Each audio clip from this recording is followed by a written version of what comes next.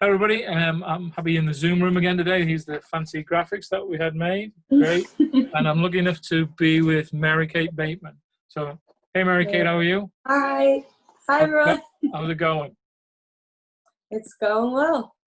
Can you introduce yourself? I know you, but can you let everybody out there know a little bit about your background, and then we'll get into that as well. My name is Marykate Bateman. I'm 24 years old. I'm from Horsham, Pennsylvania. A little bit about me. So, how far back should I go?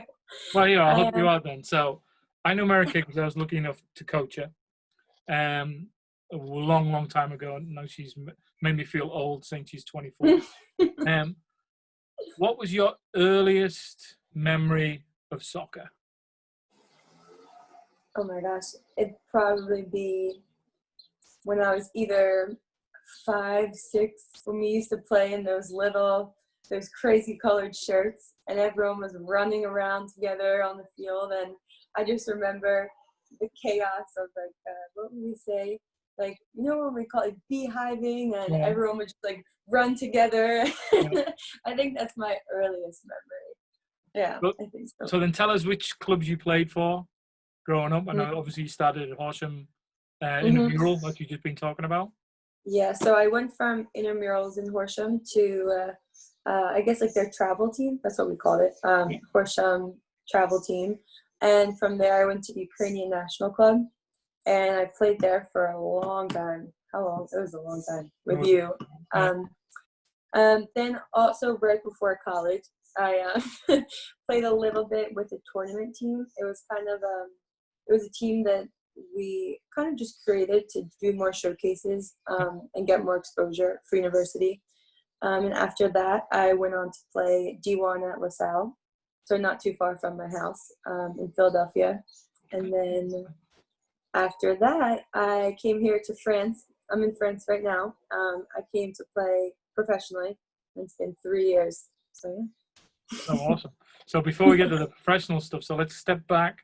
You had a few bad coaches, and I apologize for that. But you did on the tournament team had a really, really legend from our area, and the late Coach Eddie Lee, which again, when you've got a player going from your team playing for Eddie's like you guys did, I was quite happy with that, knowing Eddie personally.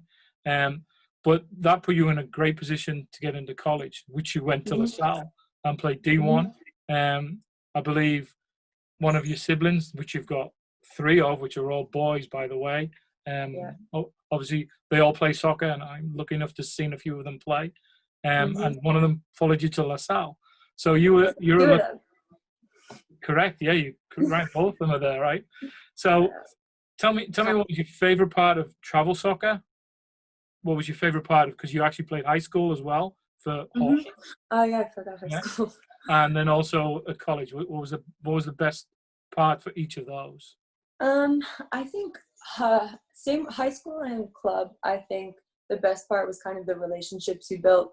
We were all young, so it was still really fun. Everything, the competition. Of course, I'm competitive, and I loved just kind of getting together with the girls. The difference I think in high school was it was definitely less serious, and the club aspect was you got to travel all over the place playing with your team and your best friends. And yeah, I don't know, those are some of my best memories. The away tournaments and the fun. Yeah, that was awesome. Oh, you were in a fun position that actually looking enough the team that I was involved with, there was a big majority of the girls from the same high school. So the whole team went to the high school, and it was for a coach. It was fun to come and watch you guys play. So then you stepped from high school ball and club ball into college. And there was an ODP too. I'm forgetting. There was everything. The big sign I see the sign behind you, and I'm like, oh. You definitely played ODP as well. So what was it like stepping into college ball, and how was that? And then what did you, again, talk about college? What did you major in, and what did you pass out of there with, as we say? And just give us a little bit of that background on what LaSalle's like. College, it's definitely more, it's eye-opening because it's a lot different. You go from this happy, with your best friends playing to definitely more competitive, cutthroat atmosphere. I mean, turned out to be some of my favorite 4 years of my life, but definitely hard coming in as a freshman. Depending on what kind of program you chose, I decided to go commit with like a hard, like rewarding but difficult D1 program. So yeah, it was difficult integrating as a freshman. You have to work your butt off, but you don't want to take anyone's spot, and you have to accept being on the bench. And it's hard for players who love scoring goals and love, I don't know, just the competition. But I chose LaSalle because it was hard. It was difficult because I was the first in my family. So you remember, we knew nothing about the college process. I kind of had this email template that I just started sending out to coaches as we went, saying, "Come see me play." Like, yeah. So I chose LaSalle because I broke it down into. I always knew I wanted to do nursing, so that was important. Loved schools. You remember, we all knew everyone with Dan Manila and Jess and Paul. So there was St. Joe's and LaSalle, and I liked the idea of being not at home but close enough. But then there's a UConn, and you have to break it down. Unfortunately, with St. Joe's, there was no nursing program, so it's easy to kind of narrow your options when you start thinking like that. But I know for girls and boys, it's difficult because you're only 16, 17, and like, how the heck am I supposed to know what I want to do? But I mean, if you do, it's a good way to break it down. Yeah, I don't know. I liked what Paul and the team at LaSalle offered, like vision-wise. It was something I wanted to be a part of. It was fun. Freshman year, we won A10s, and from there on out, it was a fun experience. Hardworking, but it was worth the work. So, again, definitely, and watching you play as I did, and being part of saying, "Hey, you go and play over there," because that's my coaching. You played forward pretty much your whole career, and you're one of those people who can actually find the back of the net, even though you're sometimes angry when you don't. My dad was. I can remember having to phone your father up and you called him the one time to stop sighing. He sighed too loudly. I think that was one. You sighed too loud. Kate heard your sigh. That was maybe one of your diva moments. Maybe not. You didn't have many, but that maybe was one of them. So from there, why France? Again, beautiful country. Oh, this is funny. Yeah. What's the difference between professional play and that college environment as well? Because you said it was cutthroat. You don't want to take people's spots, but hence it's a sport and you want to. And then what kind of relationships have you formed then? And there's a big, long question. And what's the difference between the style that you're playing now than what you played before? So it's interesting because when I was a senior, it was like May of my senior year at LaSalle, and I was really looking at nursing jobs. I was looking at different hospital jobs, and talk about like how important networking is. One random night, Paul kind of reached out to me and another senior who had no red shirts, like basically done, like finished with college ball.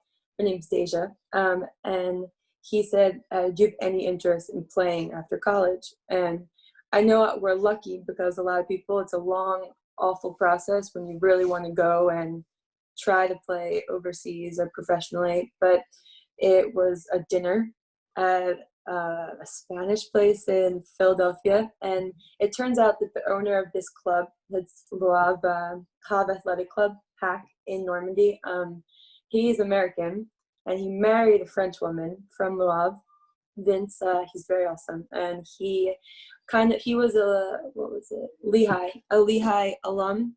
Okay. So he reached out to the coach at Lehigh and said he wanted Americans to come and bring this program up that was in Region 1, like not a good professional league. I was even considered semi-professional at that point. But he said, listen, like I want American girls to come over here and play for my soccer club. Like we want to make it higher. So we sat down, and we knew nothing. We're like, we're playing in the south of France, and like everything was wrong. It's like the north of France, like, and fast forward, we kind of put together highlight tape to show, and he took 8 of us. There was 8 Americans, and we came over, and all the French girls were incredible, so welcoming. So they understood the situation. Of course, it stuck with the taking places and everything, but I actually at that point, we did a lot of 4-3-3 in college, and I kind of became that outside 3. And rotating, but with 4-4-2 here in France, I actually went right into being a left outside mid. I'm not the most technical player, but I could just run up and down the side forever. I'm forgetting all the questions. So yeah, my recruiting process was weird because it wasn't normal. I didn't reach out to an agent or a recruiter, but he kind of was like, well, this is the deal. I can pay you this. We can put you in these houses. And we want, the thing is, if we bring you here, we want to go up. So it's kind of like, it was a great vision. Like, but the first year was, it's mean to say this, but it was easy. Every game, we learned they don't do mercy rules outside of America. You probably know this, America. So they're like, no, keep scoring. And we would win games 10-0, 15-0, 8. It was brutal, but it was fun, and it's different because in France they play all year round. Yep. So we started in June and we didn't finish until June, or July to June. So it's different because everything in America I feel like is very short time, like high tempo, for trainings, for games, like for seasons, and it's different because here we could do 2-hour session and do maybe 3 or 4 different drills, whereas in America, we could have an hour session and do 6 different drills. So it was different. It was hard. I remember one of my favorite, like, crazy memories is the very first training we had here in France. The first drill we did was a dribbling drill for 45 minutes, just dribbling. And all the Americans were like, what are we doing here? Like, what is this? But yeah, it was hard. Definitely by February of our first year, you could feel it in your legs.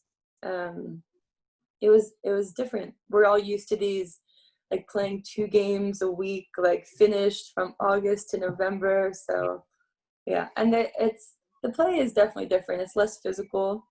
Fouls are called for everything. It's hard to really have contact, where I feel like it's a lot of contact in America. Yeah. That's cool. Yeah. That's awesome. So again, one question: what does your week look like? Okay, so all games are played on Sunday. Well, now this upcoming season I won't be here, but we did. I don't know if I told you, we went from R1 to D2, and we just got promoted to D1. So we're in the first league with PSG and Lyon, and we didn't get to celebrate because of the pandemic, but I hope we do eventually. Awesome.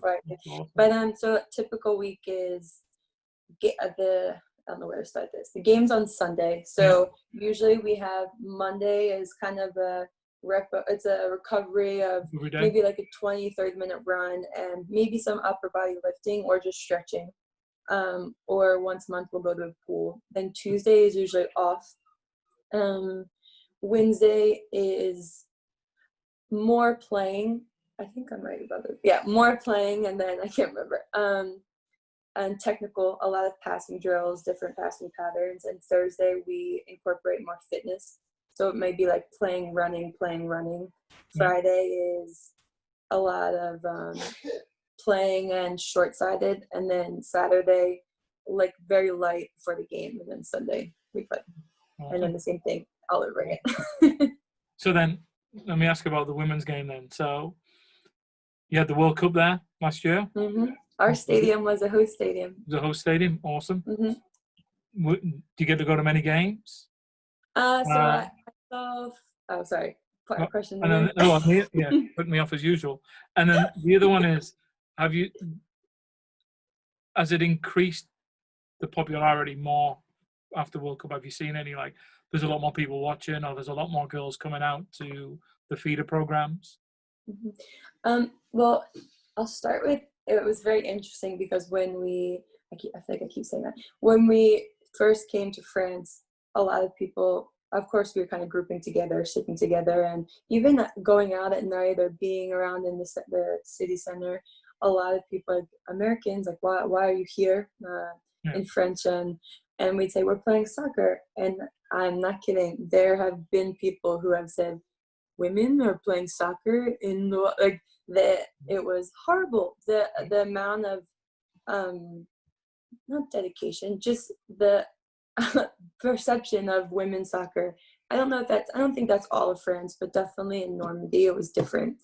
And it was fun even before the World Cup to watch how that evolved with our program. Like, I remember my family came my first Thanksgiving, and I was on like the billboard all around town. Like, and it's memories that you're never gonna forget. But Wow. slowly but surely, women's soccer became more and more popular, and like more people started showing up. And in public, they'd be like, "Hi, like you play," like, and it became awesome. And then the World Cup was really good for the country, I think, because they chose well the different host stadiums throughout the country, and I saw people that were following their team throughout the whole country where they played.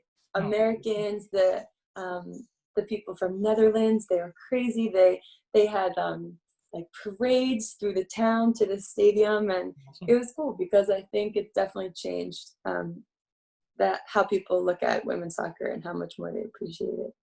That's great. So Yeah. what is Being chills. I won't keep you long. So one more question, and then think about this why I asked the question as well, of who you want to give a shout out to afterwards. But how many people do you get watching you at a game? And what's been your favorite goal that you scored? My favorite goal. Oh, that's so hard. Well, that many, right? Well, no, I don't. I think my favorite memory. Can I say like from France? I can't say my whole memory. I can't remember. No, from France. From France. Yeah. I think my favorite memory has to be. It's funny because I guess maybe the process in general was my first year being here playing in the French Cup. It was something I'm never gonna forget. My parents, I think, blew a lot of their retirement fund flying back and forth.